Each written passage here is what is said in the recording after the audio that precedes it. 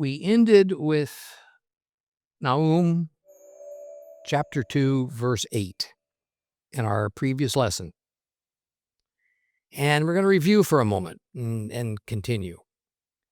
Verse 8 in the Complete Jewish Bible says, "Its mistress is stripped and carried away. Her handmaids moan. They sound like doves as they beat their breasts." Now, another and different version does a better job. And please note that it is a different verse number than the Complete Jewish Bible. That's only because of where the different Bible versions end chapter 1 and begin chapter 2. So in the YLT, it says, "And it is established. She hath removed, she hath been brought up, and her handmaids are leading as the voice of the doves, tabering on their hearts." Now, as we discussed last time, this is a terribly difficult verse to translate, and especially to make any sense of it from a modern Western English language perspective. In fact, one particular scholar listed 12 different translations, but only as examples because that only illustrates how many varied translations exist out there, even beyond those 12. Now, frankly, we need to view the opening of the Complete Jewish Bible translation critically because it starts immediately with leaving out the important Hebrew word that begins this verse, hushab. And generally that word means to decree something. The YLT version and most others will use some word close to the meaning of decree, such as establish. But the emphatic point of that opening word is that it is God that has decreed, ordained, established what is happening to Assyria. He has determined that it is Assyria's turn to be conquered, its many people exiled. So regardless of what nation or group of nations is accomplishing this invasion and exile, in this case it's a coalition of the Medes and Babylon, they are doing so because Yehoveh has caused it to happen. The remainder of the verse is essentially how the emotions of the various people of Assyria, from the common to the elite, would erupt when this prophecy is fulfilled. And history shows us that this is what occurred. Now, one more point and we'll move on. That difficult word, hushab, has a nuance to it that is equally difficult to simply set aside. It is given to us in the feminine gender form, and thus the pronouns are also feminine, such that we see she hath removed, she hath been brought up, her handmaids. I don't want to get too technical here, but I'll say this. There's good evidence that base 60 matrix arithmetic and musical metaphor that is found in this section of Nahum, things we talked about at our introduction to Nahum, are likely at play here.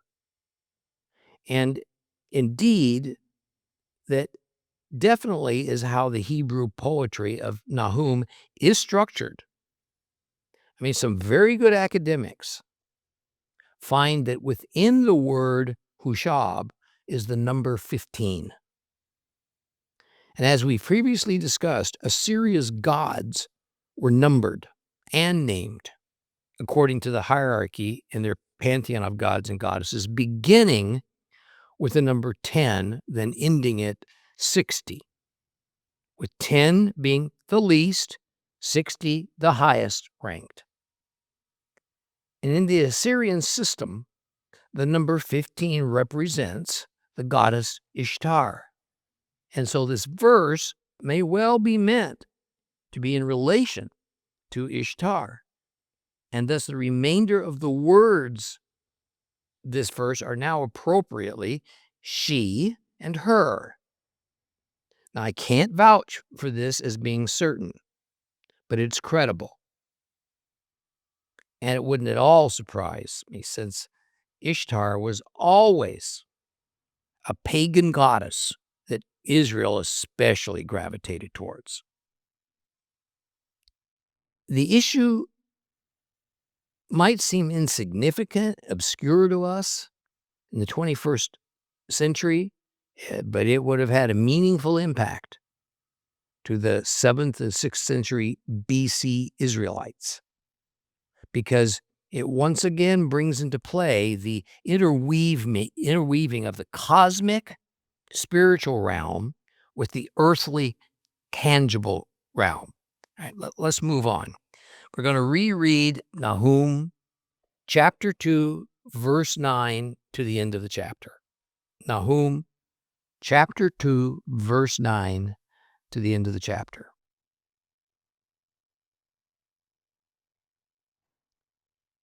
Nineveh is like a pool whose water ebbs away. Stop, stop, but none of it goes back. Plunder the silver, plunder the gold. There is no end to the treasure, weighed down with precious things. She is void, vacant. She's made bare. Hearts are melting, knees are knocking. Every stomach is churning, every face is drained of color. What's become of the lion's den, the cave where the young lions fed, where lion and lioness walked with their cubs? No one made them afraid. The lion would tear up food for his cubs and strangle prey for his lionesses. He used to fill his caves with prey, his lairs with torn flesh. I am against you, says Adonai Zebaoth. Her chariots I will send up in smoke. The sword will consume your lion cubs. I will destroy your prey from the earth, and your envoys' voices will be heard no more. So verse 9 says this: Nineveh is like a pool whose water ebbs away.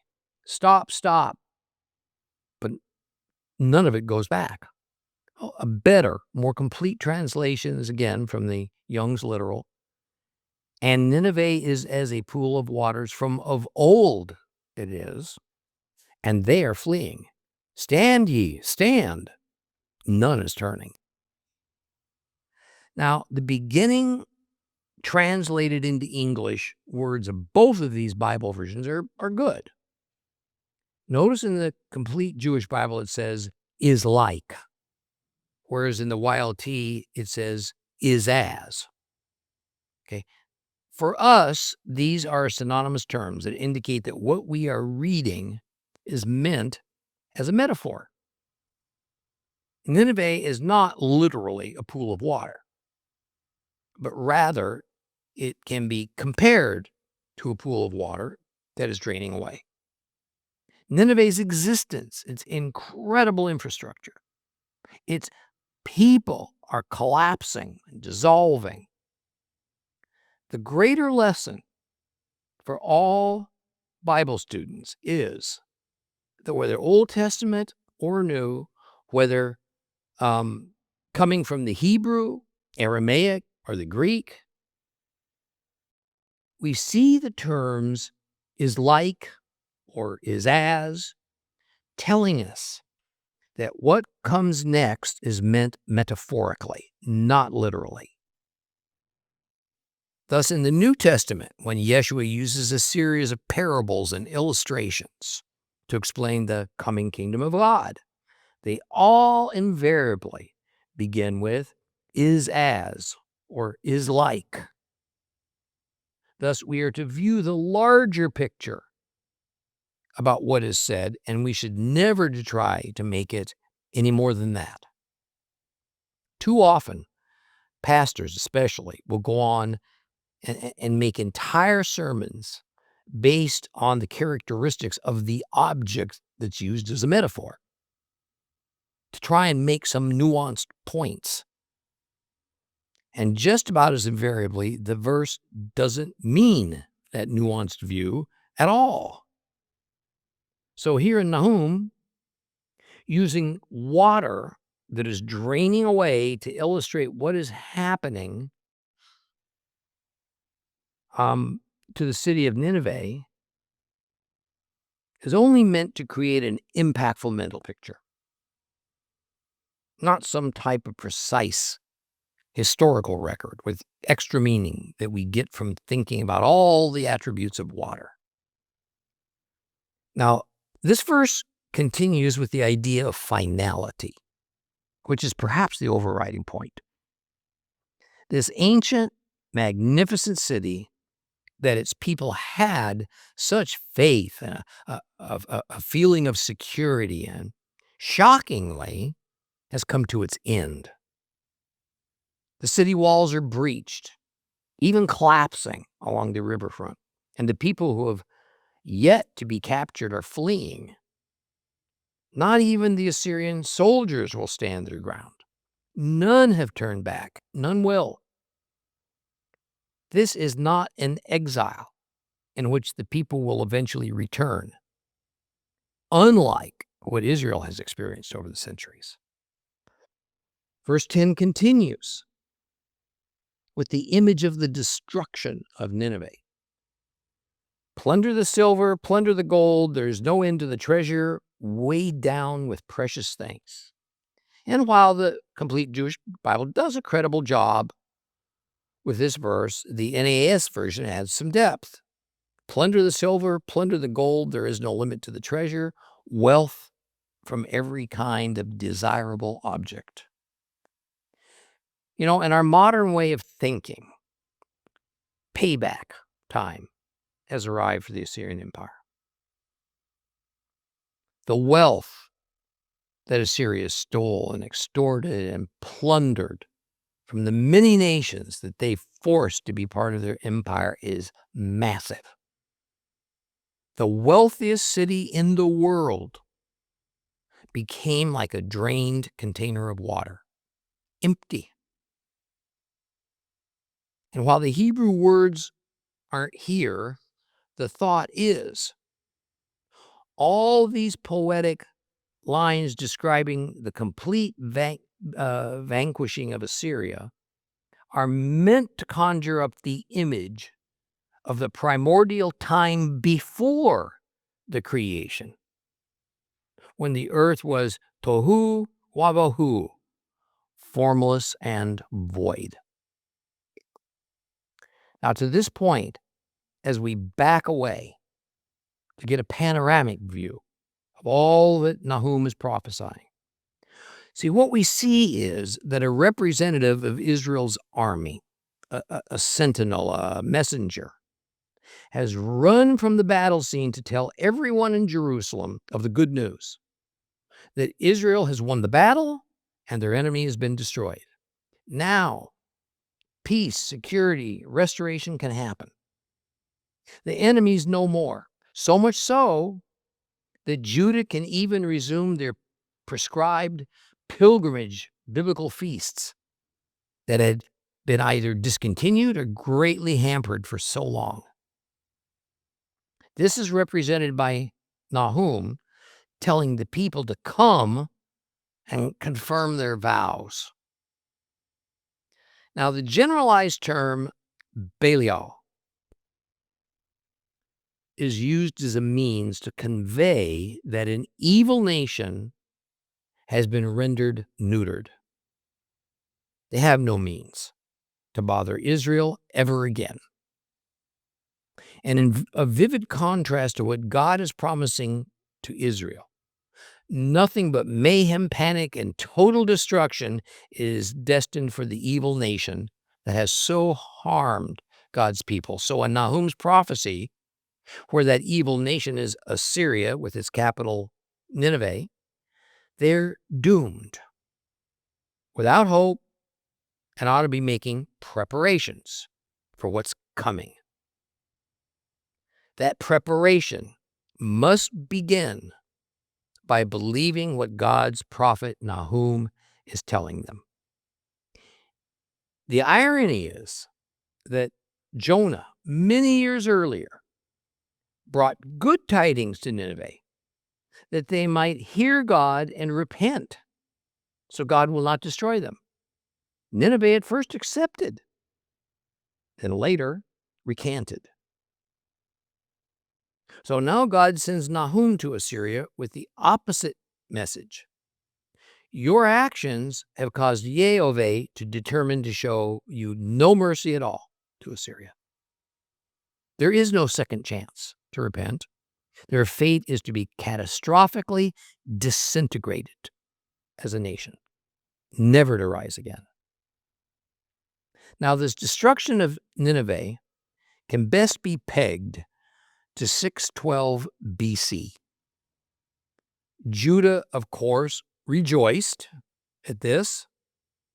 The reform king of Judah at that time was Josiah, and he instituted some large changes in the Hebrew society and the temple priesthood in that era, but it didn't last for long. Only a few years later, the Israelites backslid. So God sent Babylon to invade Judah and send the Jewish people packing to Babylon in exile. Now, I've mentioned a few times that I have a goal of teaching all 12 of the minor prophets in a row without pause, rather than teaching some other Bible book. This is because of the consistency of message of the combined 12 prophets, and when taken as a whole, the incredible things that are revealed, both historically and what is in our current and probably rather immediate future. I realize that the bulk of the church long ago abandoned the Old Testament prophets and rely mainly on the book of Revelation, sometimes adding a bit of Daniel to it. However, by doing this, the entire context for the book of Revelation is lost. So some strange ideas can emerge that leads God's people in the wrong direction. I mean, do you want to know what's in store for us? We 21st century believers and God worshipers? Then study the 12 minor prophets. And goodness, do it in the book order that we find them in our Bibles. Folks, we are to live our lives in expectation of what is revealed about the end times, and so what we can do to prepare for it. It begins by searching out God for authentic truth. And it ends with our sincere faith in Yehoveh and his son Yeshua. But in doing so, the prophets make it clear that after we have entered into a true relationship with God, that we believe him enough to take action to prepare for what's coming, because it will be sudden and devastating worldwide. The reversal of fortunes that we read about for Israel and their enemies will become in the end times the reversal of fortunes for God's trusting believers versus everyone else who is not. Yet never think believers will somehow avoid it all, as the church often teaches falsely. We will be caught up in it and suffer collateral damage. Now, as we move into chapter 2, verse 11, and the remainder of this chapter, it's interesting that Nineveh, Assyria, is described in yet another metaphor as the lion's den. Beginning in verse 11, we read, "She is void, vacant, she is made bare. Hearts are melting, knees are knocking, every stomach is churning, every face is drained of color." First, notice the continuation of the feminine pronouns. At the least, it means we are still speaking about Nineveh, and on the other hand, it is probably inclusive of the goddess Ishtar. And at most, it may be giving this passage the dual and cosmic dimension of including their god system. as represented by Ishtar. After all, nations, kings, and their gods were organically connected in ancient times, pretty much universally. So while we are forced to add this element to our understanding in a rather frontal lobe kind of a way, because modern people consider this idea so primitive, for the ancients who heard what we're reading, they already thought in these terms subconsciously. What this means is that the she and the her of these last couple of verses are probably meant to address both Ishtar and the city of Nineveh. And the term Nineveh is meant to refer to both the walls and the buildings of Nineveh, as well as to all the people of Assyria in their various classes and roles. It again helps to see this verse in its fully expanded literal form. From the YLT again. She is empty, yea, emptiness and waste, and the heart hath melted, and the knees have smitten together, and great pain is in all loins, and the face of all of them have gathered paleness. Okay. In this expanded form, we more vividly see, in the Hebrew, words that mean emptiness, waste, void, vacant, that are all in line with what we read in Genesis about pre-creation. So it's much akin to using phrases like as though it had never existed, before it ever existed, as concerns the future fate for Nineveh. Now, I'm not going to get into the why of it. I'll only say that the way the Hebrew words are used in this verse are quite important to the poetic structure of this part of Nahum. So keep this in the forefront of your mind, that the words chosen and the way they're ordered has more to do with word count, word weight, and rhythm than in attaining an exactness of meaning. So the idea underlying this verse is that Nineveh's decimation is imminent and it will be total.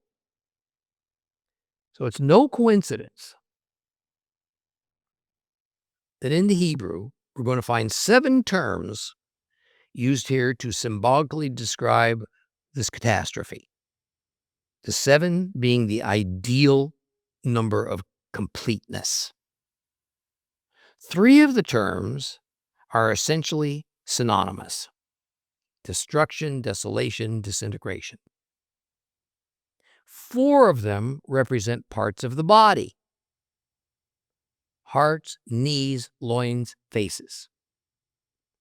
4 has a representative meaning of all parts of something, as in the 4 compass directions, or in the statement, the 4 corners of the world.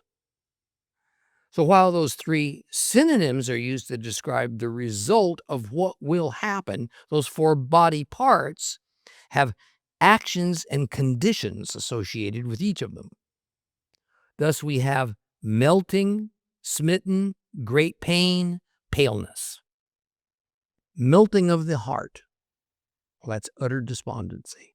Smitten knees, and they're so terrorized that the shaking of their knees won't support their weight. Since the loins are thought to be where strength and courage come from, then pain in them means that such strength and courage are not forthcoming. And finally, the paleness of their faces is just what it sounds like. We're all aware how the color can drain from a human face when overwhelmed by sickness or fear or danger. Nahum 2:12. What has become of the lion's den? The cave where the young lions fed, where lion and lioness walked with their cubs and no one made them afraid. See, it's always important for us to recognize how one prophet plays off of another, how one divine oracle provides a basis for another. I want us to briefly look at Isaiah, where the people there are in danger of punishment, and they are Israel. And the nations of God, and the nations God is using to punish Israel are therefore strong. Listen to Isaiah 5, starting at verse 24. Therefore, as fire licks up the stubble, and the chaff is consumed in the flame, so their root will rot, their flowers scatter like dust, because they have rejected the Torah of Yehoveh Zebaoth. They have despised the word of the Holy One of Israel. This is why Yehovah's anger blazed up against his people, why he stretched out his hand against them and struck them so hard that the hills shook, corpses lay like trash in the streets. Even after all this, his anger remains, his upraised hand still threatens. He will give a signal to faraway nations. He will whistle for them to come from the ends of the earth. And here they come so fast. None of them tired or stumbling. None of them sleeping or drowsy. None with a loose belt. None with a broken sandal strap. Their arrows are sharp. All their bows are strung. Their horses' hooves are like flint. Their chariot wheels like a whirlwind. They will roar like lions. Yes, roaring like young lions, they growl and seize the prey and carry it off with no one to rescue. On that day, they will growl at them like the sea when it growls. And one looks towards land, one sees darkness closing in, the lights dissipated in the obscuring overcast. Everything in Isaiah is about Israel and their relationship with their enemies is turned on its head in Nahum. Just as this Isaiah prophecy depicts God's terrible anger and the devastation he is going to cause, and how a lion's den is involved as a metaphor, so we find in Nahum, but for an opposite effect. This is not a divine change of mind. It is for two different periods in history and for two different purposes. Now, the use of a lion as a metaphor is kind of interesting. See, Assyria's national symbol was the lion. Judah's national symbol is the lion. The goddess Ishtar was depicted in images and idols a few different ways. One was as a lioness. The lion always had spiritual overtones for Israel and for Judah, just as it still does. It was the same for Assyria's image as a lion. In the New Testament, Satan is depicted as a roaring lion who prowls around looking for someone to devour. It's also interesting that as many as 9 different epithets are used in this passage for the lion, most of them to indicate an entire family of lions, from the helpless lion cub up to the ferocious male. The idea being an ideal of completeness of the referenced nation, having every possible attribute of a lion at every stage of its life. It is a lion through and through, always has been. Now, the rhetorical question of what has become of the lion's den is meant to evoke an image of a person arriving at Nineveh expecting to see one of the wonders of the world. Instead, finds nothing. The former predators suddenly had become prey. And so as lions do, they kill and gobble up everything they killed. Now, with this situation was reversed. God was the Lion of Judah, Nineveh the prey. Really, this is all said in a taunting tone. Once again, throwing it in the face of those who had asked of Judah. Remember this? Back in the book of Micah 7:10, my enemies will see it too, and shame will cover those who said to me, well, where is Yehoveh your God? I'll gloat over them as they are trampled underfoot like mud in the streets. Prophecy fulfilled. The final words of Nahum 2:12 refer to Assyria's lion by nature by saying, "And no one made them afraid." In other words, as the world's only superpower of that time, they feared no one. They felt they could overcome anyone and anything. They had only pride, no humility. See, pride can affect more than individuals. We usually take the famous proverb as speaking only to persons. Proverbs 16:18. Pride goes before destruction, arrogance before failure. See, this proverb is about as universal of a truism as there is. Whether as a person, as a family, a business, a nation, a ministry. Once we move to pride, destruction is sure to follow. Thinking that we are the pinnacle of humanity about anything, that's the opposite of humility. Thinking we can't fail, or believing that God is telling us we cannot fail, can happen, especially if we're blessed with success in any of these forms that I mentioned. I have seen so many great businesses collapse nearly overnight because their owner saw their amazing success as being on account of their equally amazing business prowess. I've seen thriving ministries fall apart because they're so certain that their faith will answer every challenge they face, even when they have been the creators of their own problems. They didn't account for when things didn't go right, something which is inevitable in the life of any person, any family, congregation, and all the way up the ladder to the existence of a nation. In other words, the lack of humility is always ultimately deadly. It is not a matter of if, it's of when. Now, this attitude well describes Assyria, and the results are still there for all to see, as Nineveh remains to this day but a very visible ancient ruin. And what is so revealing about all this is that the nation did not lack resources of any kind. They had it all.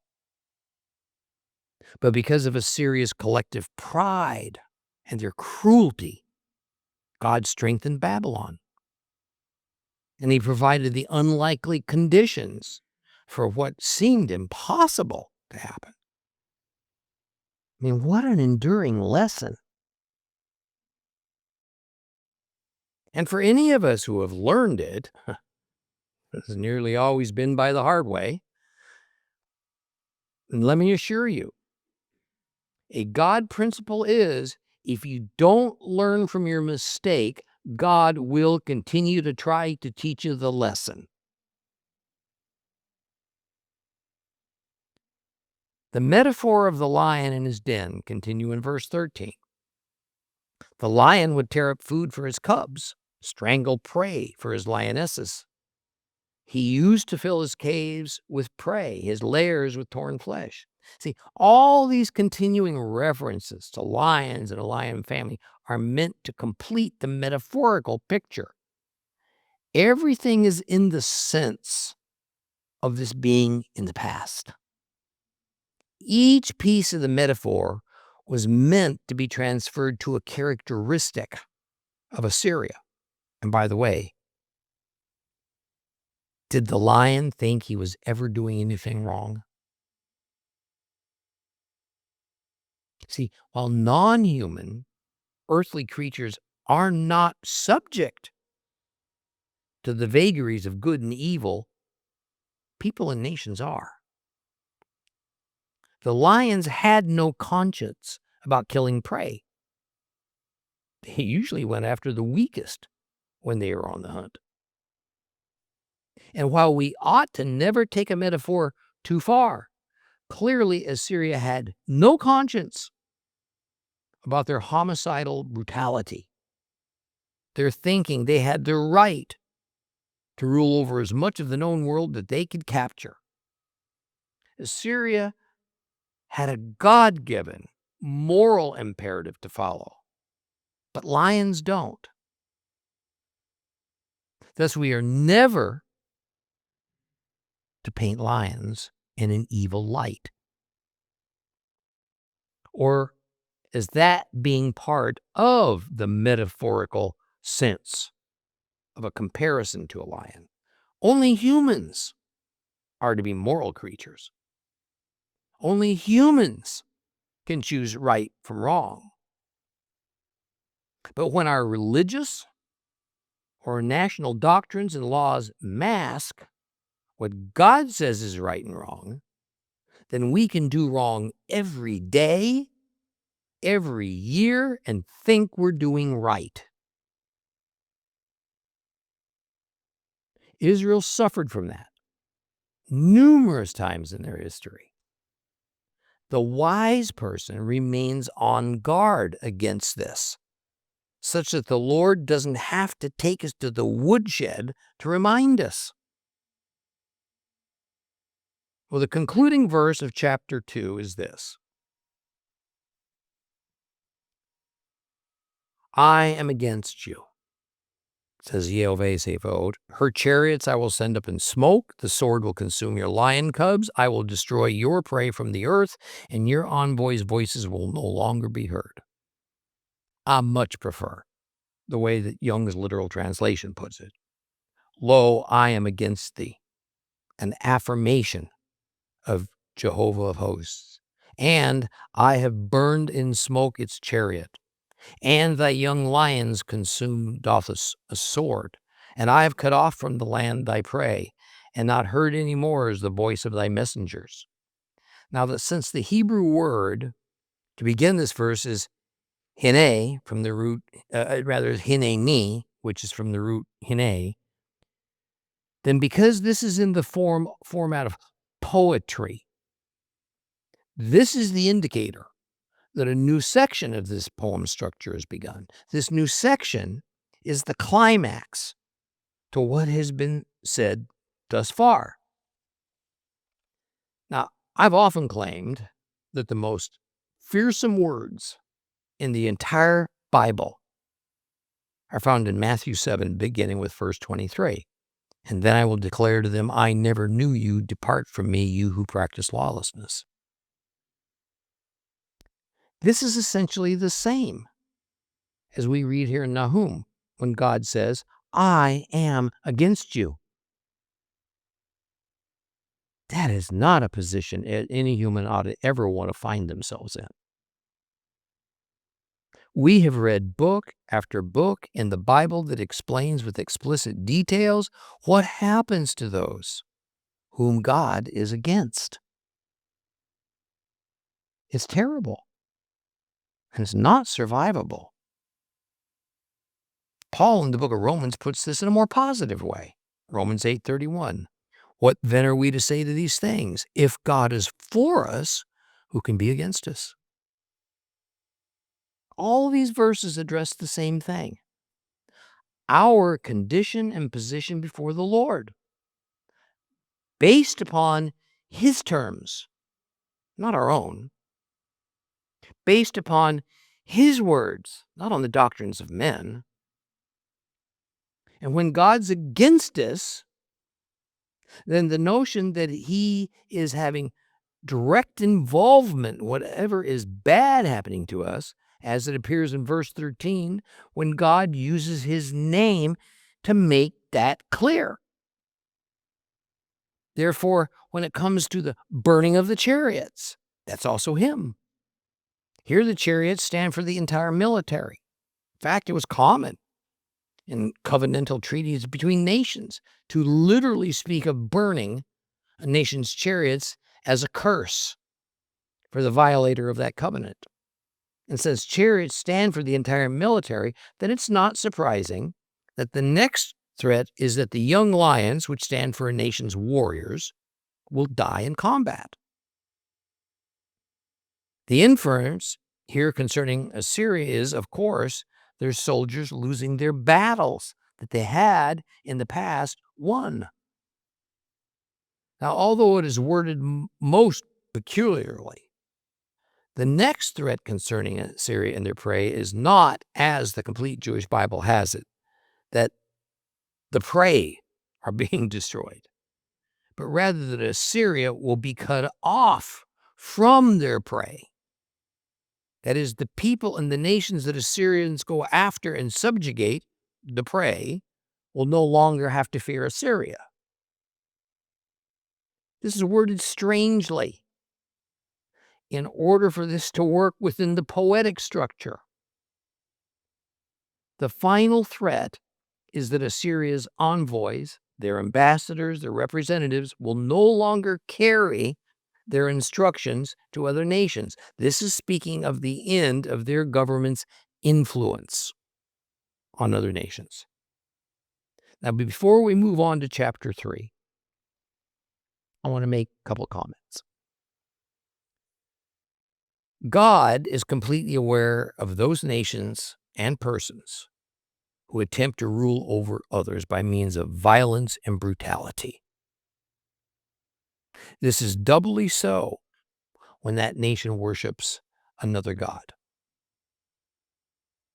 And when nations pervert God's justice system and instead of operating based on God's principle of mishpat, justice, they will inevitably face God's wrath. Most nations and people will feel that wrath during their earthly time of habitation. Some people, especially national leaders, might not experience God's judgment until after their death. Either way, it's a certainty.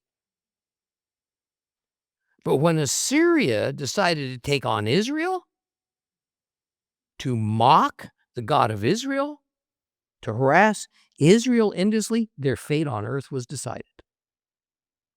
Today, Israel faces a number of enemies, many from the Arab-speaking nations that surround it.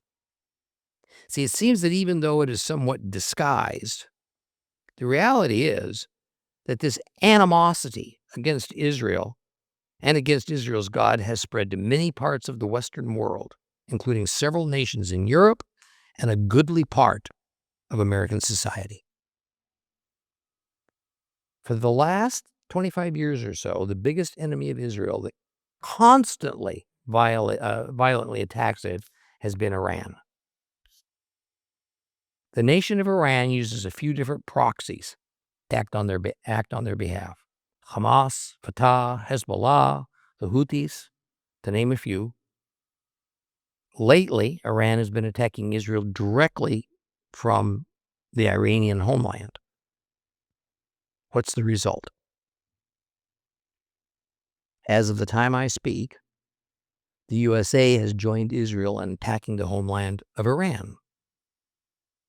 Virtually all their leadership has been killed.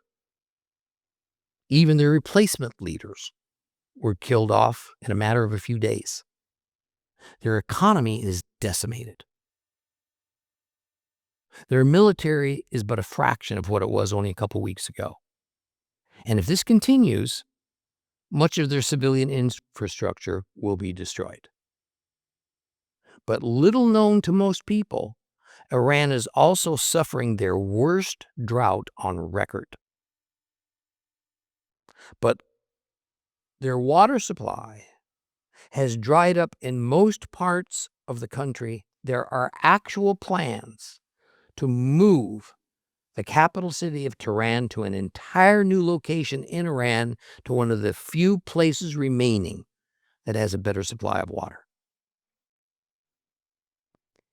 Anyone that thinks that geopolitics is the great driver of this war with Iran is mistaken.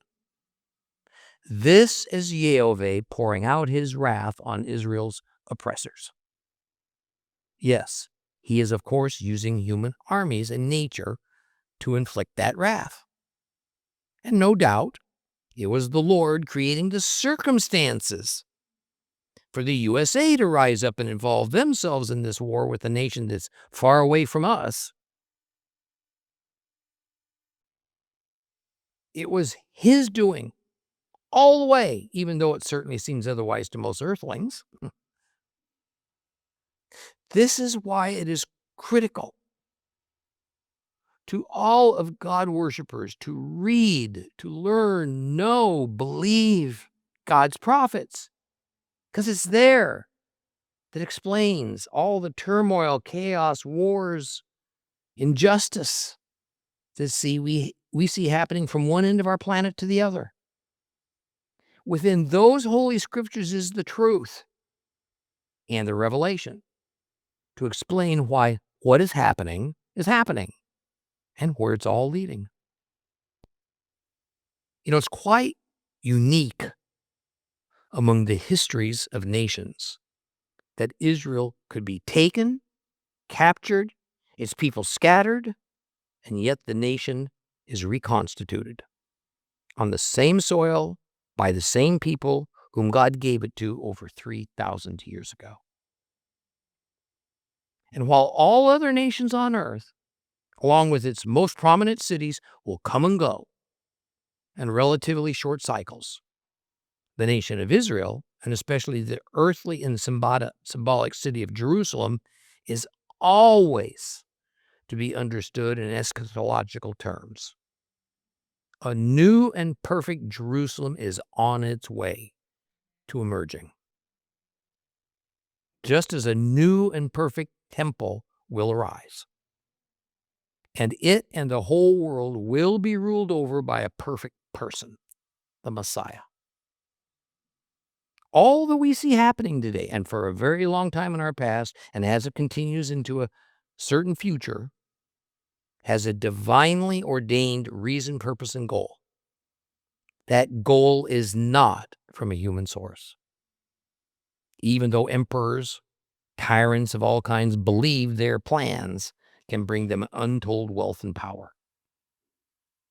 Rather, the purpose and goal that history is racing towards fulfills the redemptive will of the one God of Israel. And it will not be impeded or defeated. This is the message of all the prophets and is most vivid in Nahum. Now, as we're about to begin Nahum chapter 3, I'm going to preface it with this. God is going to make it clear that Nineveh, as representative of Assyria, has brought its terrible fate upon its own head. So, it is so severe that they have gone against God's justice and ordinances that, like Sodom of the distant past, all that will remain of them will be a memory of lost glory, pagan idolatry, and moral degradation on an immense scale. So in chapter 3, God will reiterate why Nineveh was destroyed at his command, and that this action was inevitable for them, as it has been throughout history for nations as wicked as Assyria is, and doubly so for nations that insist on attacking and harming God's people, Israel. Okay, we'll stop here and begin chapter 3 next time. Okay? For more teachings of real Bible study and to rediscover God's Word with Tom Bradford, visit Torah Class today on the web, streaming TV, or download the Torah Class mobile app.